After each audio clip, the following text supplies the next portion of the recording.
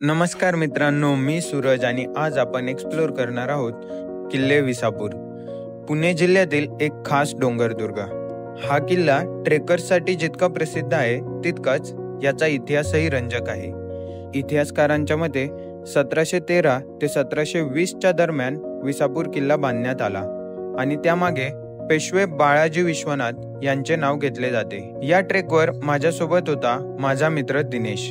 विसापूर किल्ला हा सुमारे 1084 मीटर उंच आहे। जवळपास अर्ध्या पाऊण तासाच्या ट्रेकनंतर आम्ही गडाच्या माथ्यावर येऊन पोहोचलो। किल्ल्याची वाट सोपी होती, पण क्षमतेची चाचणी घेणारी होती। वरती आलो आणि समोर हे कमाल नजारा पाहायला मिळाला। समोरच्या बुरुजाच्या पलीकडे आपल्याला लोहगड किल्ला बघायला मिळतो।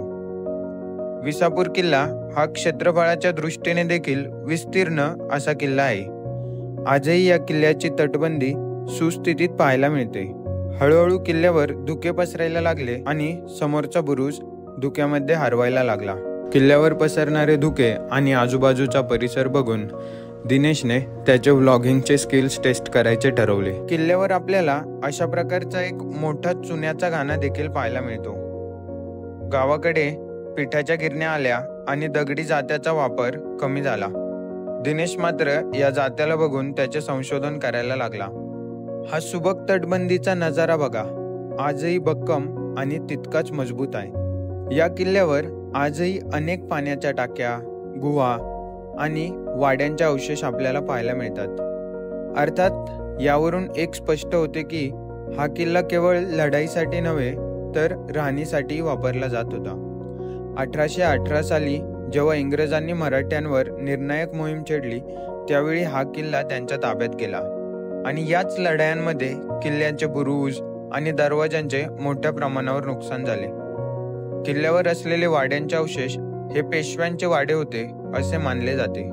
वाड्यांचे अवशेष, पाण्याचे टाके हे सगळं बघून आम्ही निघालो महादेव मंदिराच्या दिशेने। महादेव मंदिराकडे जायला आपल्याला छोटी पायवाट पाहायला मिळते। थोड्याच वेळात आपण मंदिराजवळ येऊन पोहोचलो। दगडी बांधकामातील हे मंदिर खूप सुंदर आहे। मंदिराच्या परिसरात पक्ष्यांचा किलबिलाट असतो। या मंदिरामध्ये शंकराचे पिंड आणि छत्रपती शिवाजी महाराजांची एक प्रतिमा देखील पाहायला मिळते। मंदिराच्या बाजूलाच एक विस्तीर्ण तलाव पाहायला मिळतो आणि तिथेच एक पडलेल्या अवस्थेत वाडा देखील आहे। आजच्या या ट्रेकची सांगता आम्ही आजींनी दिलेल्या लिंबू पाण्याने केली आणि घराकडे यायला निघालो। व्हिडिओ आवडला असेल तर लाईक करा, शेअर करा आणि सबस्क्राईब करायला विसरू नका।